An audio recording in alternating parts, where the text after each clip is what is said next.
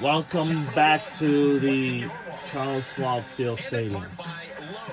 Lowe's knows home improvement.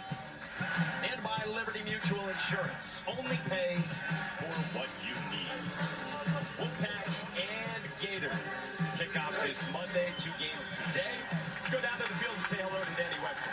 Mike, thank you so much. On the field, we're going to have... excited about all the talent here, all the top prospects that are on these teams. On this field, Jack Caglione is one of them, projected to go 4th overall this summer. He's also Donnie Wetzel, man, will be on the sidelines on the field for today's elimination game. Was Wyatt Langford. 1 year later, Wyatt Langford now on baseball's biggest stage, starring for the Texas Rangers. And you could call Jack Caglione a fanboy of Wyatt's, but everything else, guys, he's definitely taking notes. Wyatt Langford, the projected top 3 draft pick. This is him. Left field and we are tied. What's it like to watch Wyatt, like opening day roster? Seeing Wyatt have success at that level, it's just been one of those really cool feelings to say, like, I know that guy. I actually went when they played the Rays in Tampa. I'm sitting there videoing every at-bat. I'm like, this is unreal. Crazy to think that I was sitting behind them, and then Corey Seager was sitting behind them a year later, so that was pretty wild. When we talked to Kevin O'Sullivan this morning about Wyatt Langford, he said, listen, I love Wyatt. He's going to be a big leaguer for a long time. But what Jack has done under the pressure, what he's dealt with here at this college level, it is so incredible, Mike. And can it continue, Danny? That is the question today with Caglione on the mound and hitting second in the Gators batting order, brought to you by Capital One. The guy hitting behind Jack Caglione is Ashton Wilson. And Ashton Wilson, one of the best stories in college baseball, did not have a hit entering the month of May. 0 hits. And then was the regional MVP in Stillwater, now batting 3rd. And he will get plenty of chances to drive in runs as they tend to walk Cags. Facing Dom Fritton, sophomore left-hander, who is second on this NC State team in innings pitched. Freshman All-American last year.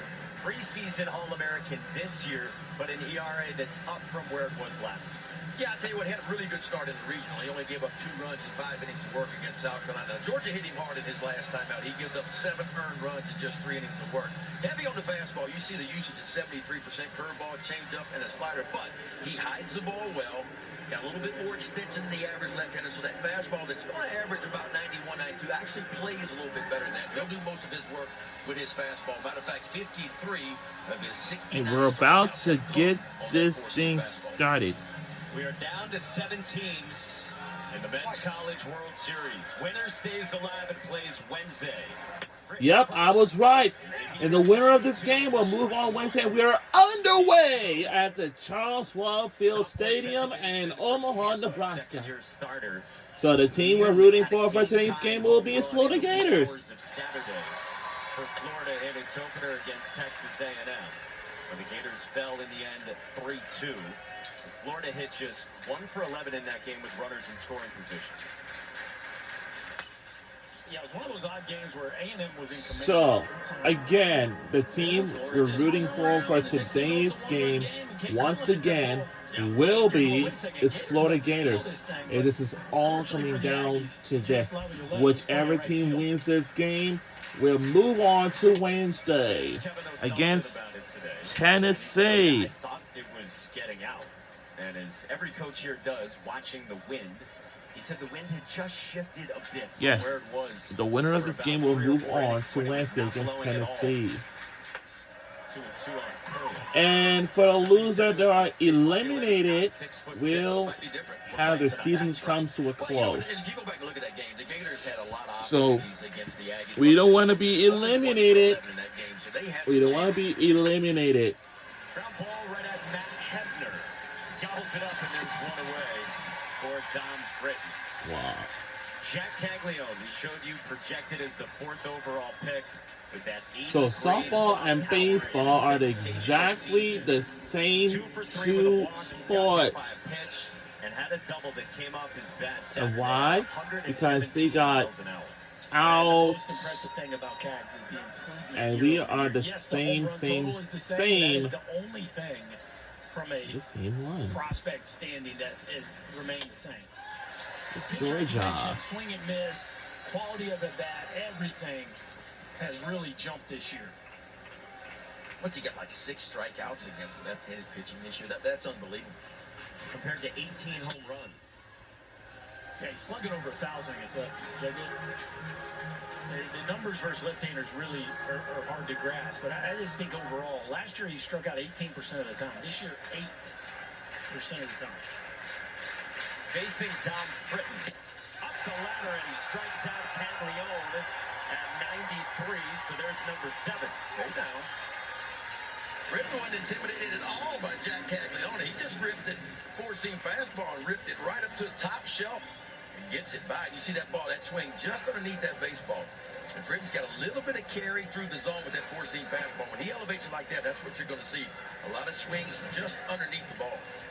2 swings and misses at bat on high fastballs against Cags. You can tell very uncomfortable at bat right there. And now Ashton Wilson gets hit by a first pitch slider that darted away from Dom Fritton. So the Gators have a base run.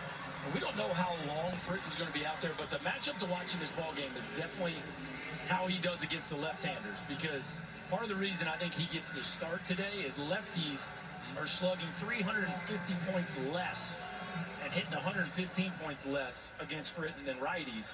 And you look at this Florida lineup, Caglione, Shelton, so many of their scariest dudes are left-handed. I think if NC State gets 5 out of Fritton, they'll be happy with that. He's only averaged 4 2/3 per start through his 16 starts this year. This is Colby Shelton, the Alabama transfer who settled in at shortstop. And one of those vaunted bats in the Gators lineup, and a lefty indeed. We talked to Elliot Avent this morning, and he said if the riding fastball is good enough, and if it's in the zone enough, then they'll go with Fritton. They felt like he had a better chance to be dominant against this Florida lineup. Yeah, if his fastball's on and he's attacking towards top shelf, top of that zone, he can be good. But for the year, I mean, he throws that fastball nearly 70% of the time, so he has done a lot of work on that heater. And that hits Colby Shelton up and in with a heater that leaked. And so 2 quick outs and then 2 hit batters for Dom Fritton. That's the only knock on Fritton, really. The stuff is good, but if you look at the base on ball, sometimes the command can waver a little bit. He came in with 44 walks in just 71 innings of work. He's got to deal with 2 on against the first baseman, Luke Heyman, sophomore who's draft eligible, a Florida native.